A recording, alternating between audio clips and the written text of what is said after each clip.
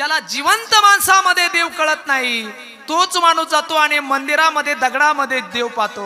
खरं सांगा मला, जिवंत माणसामध्ये ज्याला देव दिसत नाही त्याला दगडामधला देव काय दिसणार आहे हो?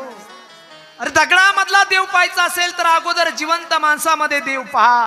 जिवंत माणसामध्ये मधला देव तुम्हाला दिसला की मंदिरामध्ये जाऊन दगडातला देव पाहण्याची गरज नाही, तो दगडातला देव येईल आणि आपल्या घरी येऊन आपलं काम करेल।